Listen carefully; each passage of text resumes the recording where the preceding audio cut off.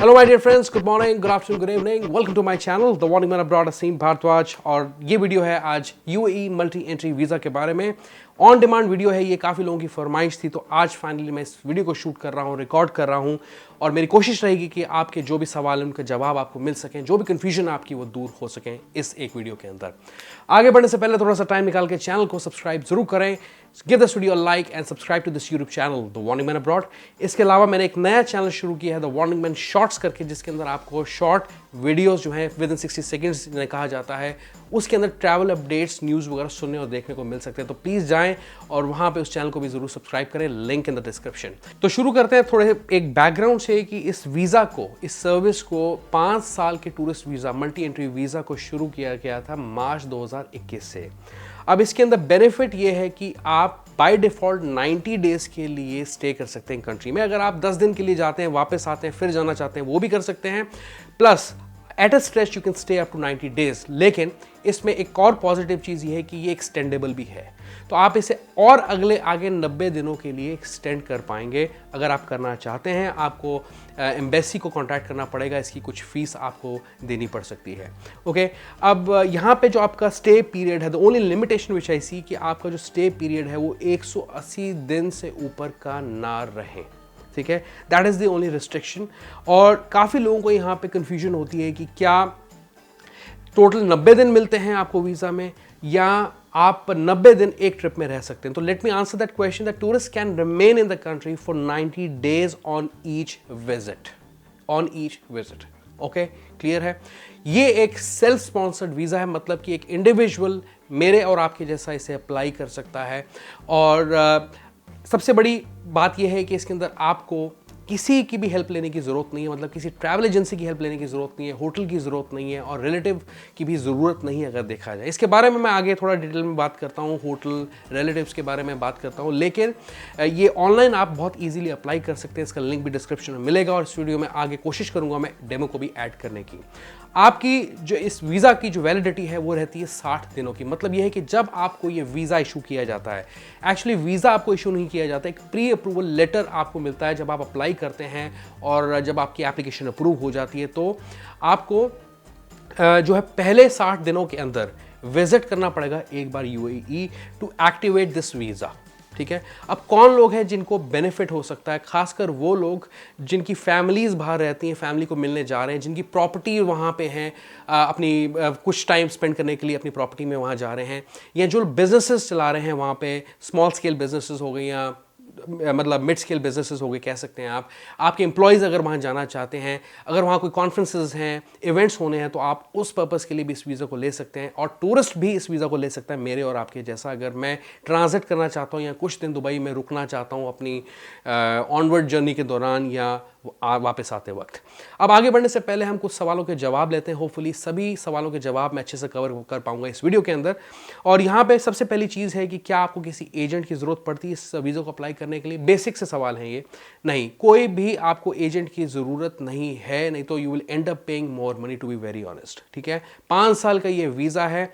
इसकी जो प्रोसेस है वो ऑनलाइन प्रोसेस है। बहुत इजीली आप कुछ 2-3 पेज का फॉर्म भर के जो है अपना वीज़ा अप्लाई कर पाएंगे। क्या आपको किसी स्पॉन्सर की ज़रूरत पड़ेगी 5 साल के वीज़ा के लिए? No, it is not a sponsored visa, जैसे हमने पहले बात की।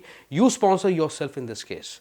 तीसरा पॉइंट, क्या कॉस्ट है इसकी इंडियंस के लिए? तो इसकी जो कॉस्ट बनती है वो बनती है दिरहम्स में, वहाँ की लोकल करेंसी में 650 दिरहम्स। ठीक है, इंडियन करेंसी में कन्वर्ट करके देखेंगे 13,300 या कुछ भी, जो भी कन्वर्जन रेट आज के चल रहा है वो वेरी कर सकता है, उसके आसपास ये बनता है।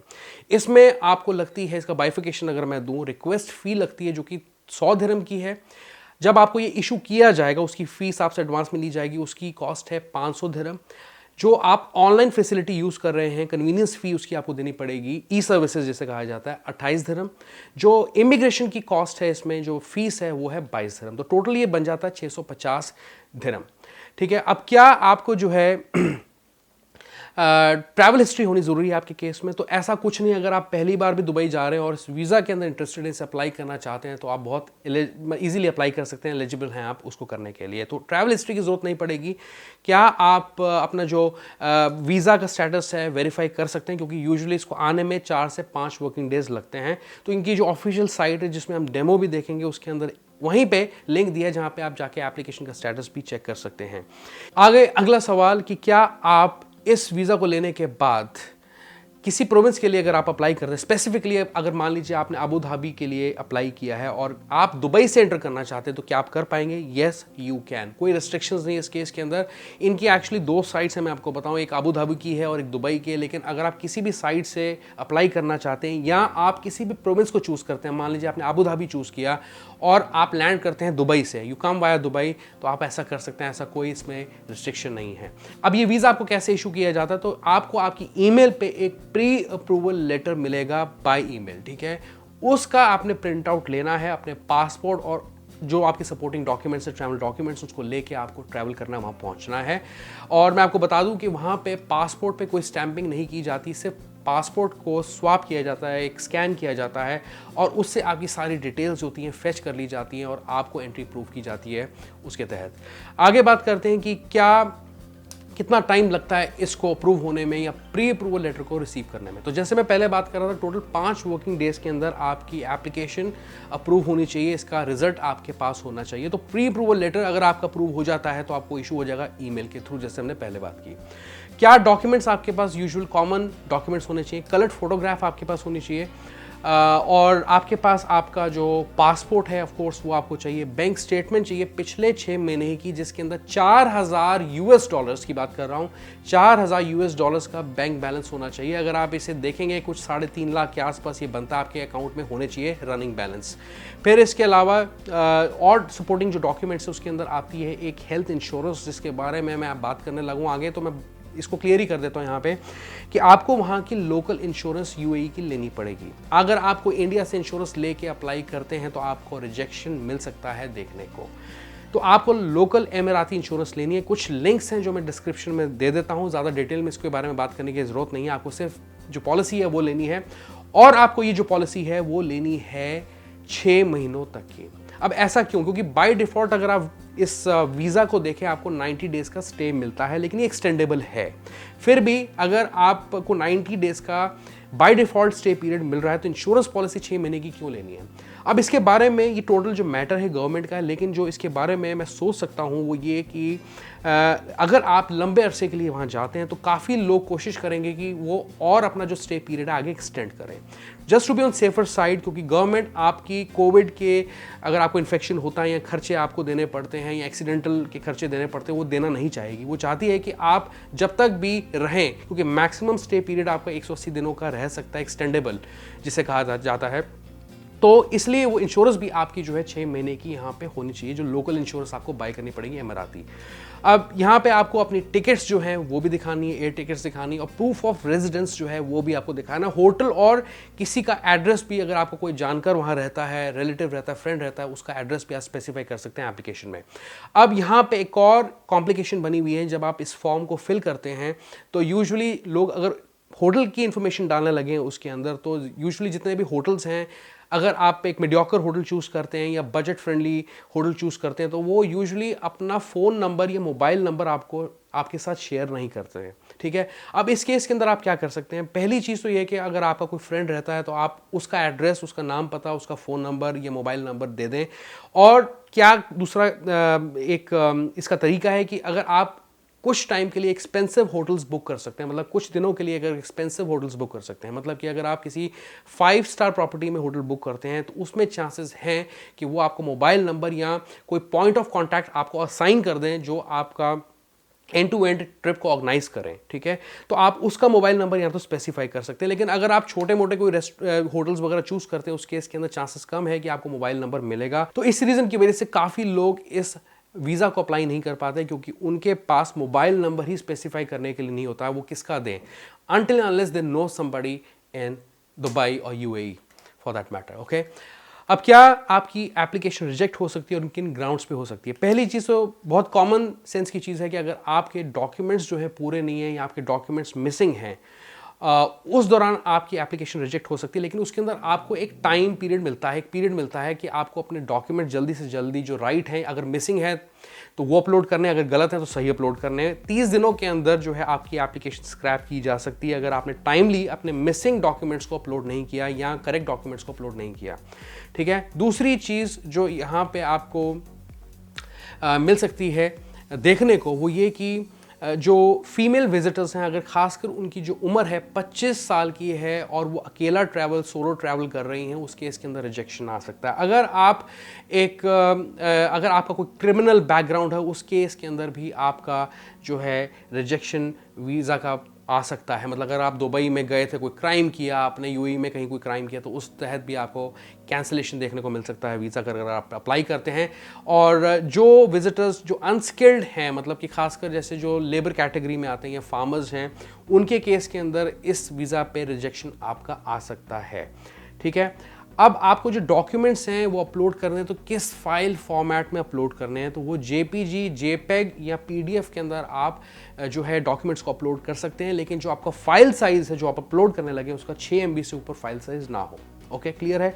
अब आपको कैसे इसे अप्लाई करना है उसके लिए मैं आपको डेमो देता हूं, लेकिन मैं आपको कुछ स्टेप्स देना चाहता हूं कि आपको सिंपली इनकी वेबसाइट पे जाके अप्लाई करना। उस वेबसाइट का लिंक आपको डिस्क्रिप्शन में मिलेगा। पहली चीज़, आपको अपना जो यूज़र अकाउंट है रजिस्टर करना पड़ेगा, नया अकाउंट बनाना पड़ेगा। फिर आपको जो सर्विस चाहिए, किस टाइप का वीज़ा चाहिए, क्या सर्विस चाहिए, वो आपको चूज़ करनी पड़ती है। फिर आप अपने डॉक्यूमेंट्स को अपलोड करते हैं, अटैच करते हैं। फिर आप वीज़ा फ़ी जो है वो पे करते हैं, जैसे कि 650 दिरहम है इसके केस में, और अपनी एप्लीकेशन को आप सबमिट करते हैं और अगले आने वाले 5 वर्किंग डेज़ के लिए आप वेट करते हैं। ऑलराइट, चलिए अब देखते हैं स्क्रीन पे इसका एक छोटा सा डेमो। ऑलराइट गाइस, तो ये है साइट beta.smartservices.icp.government.ae। इसे चेंज नहीं किया गया, लिंक आज भी सेम है और यहाँ पे बहुत सारी सर्विसेज हैं जो आप चूज़ कर सकते हैं। काफ़ी लोगों के सवाल ये भी आते हैं कि क्या हम एज अ फैमिली अप्लाई कर सकते हैं, तो आप वो भी कर सकते हैं। देखिए यहाँ पे बीच में दिया है visa multiple entry long term tourism 5 years for all nationalities issue for family group, right. खैर, हम बात करें इंडिविजुअल एप्लीकेशन की, ठीक है, सेल्फ स्पॉन्सर्ड वीज़ा की, और यहाँ पे इसके साथ दिया हुआ है visa multiple entry long term tourism 5 years for all nationalities issue new visa. यहाँ पे 2 टैब्स हैं नीचे, start service and application tracking. Start service करते हैं तो आप एप्लीकेशन फॉर्म फिल करना शुरू कर सकते हैं, और एप्लीकेशन ट्रैकिंग करते हैं तो जो आपको एक्नॉलेजमेंट मिलती है इस एप्लीकेशन को सबमिट करने के बाद, उसका रिक्वेस्ट नंबर, उसका ईमेल आईडी जो आपने उसमें रजिस्टर्ड ईमेल आईडी होगा आपका, वो डाल के आप अपने एप्लीकेशन का स्टेटस चेक कर सकते हैं। एनीवेज, लेट्स गो बैक, और यहाँ मैं शुरू करता हूँ स्टार्ट सर्विस पे, और ये बेसिक सा फॉर्म जो है खुल के आ जाता है। खैर, ये काफ़ी लंबा फॉर्म है, लेकिन जो भी डिटेल्स इसके अंदर आप डालेंगे वो सब की सब जो है एक बेसिक डिटेल्स हैं, मैं यही कह सकता हूँ। यहाँ पे आप डालें पहले अपना नाम, तो मैं अपना नाम जो है कैप्स में डाल देता हूँ। अच्छा रहेगा अगर आप अपना नाम जो है कैप्स में डालें। यहाँ पे मोबाइल नंबर मेरे पास वहाँ पे लोकल नहीं है, तो मैं क्या करूँगा, मैं इंडिया का जो मोबाइल नंबर है वो चूज़ कर लूँगा। तो इंडिया जैसे मैं चूज़ करता हूँ, तो ये मोबाइल नंबर मैंने यहाँ पे डाल लिया। रफली मैं कुछ भी डाल रहा हूँ। ईमेल एड्रेस मैं डाल देता हूँ, जैसे कि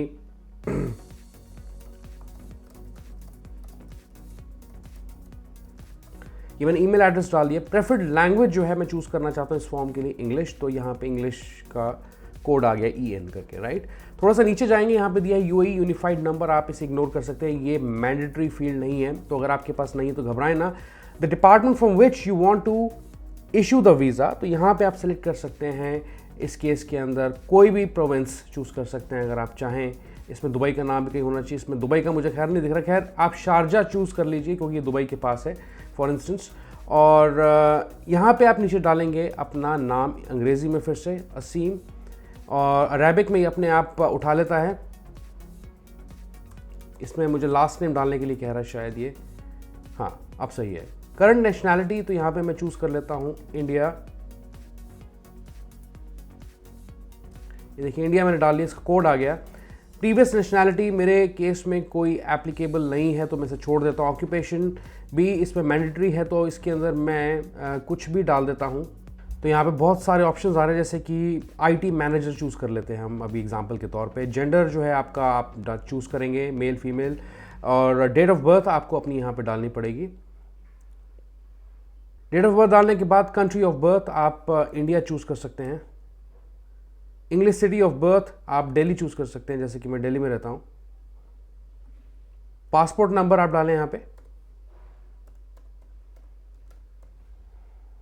पासपोर्ट टाइप जो है आप ऑर्डिनरी पासपोर्ट चूज कर सकते हैं अपने केस में। पासपोर्ट इशू प्लेस, तो आप अपनी सिटी का नाम डाल दें जहां से भी आपको इशू हुआ था। Country of issue of course India. Date of issue, तो आप यहां पे कुछ भी डाल सकते हैं जो मतलब एज पर द पासपोर्ट आपको डालना है, कुछ नहीं, वो खैर मैं एग्जांपल के तौर पे आपको बोल रहा हूं। एक्सपायरी डेट,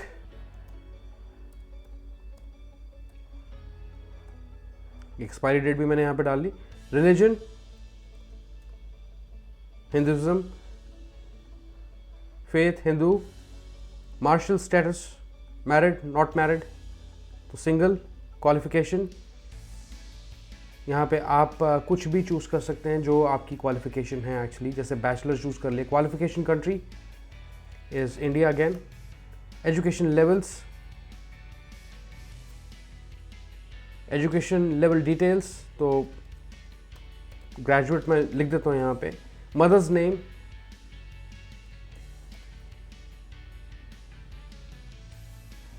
क्या रीज़न है आपका विजिट करने का कंट्री में, विजिट रीज़न। ईमेल, सेम जो पहले आपने डाला था।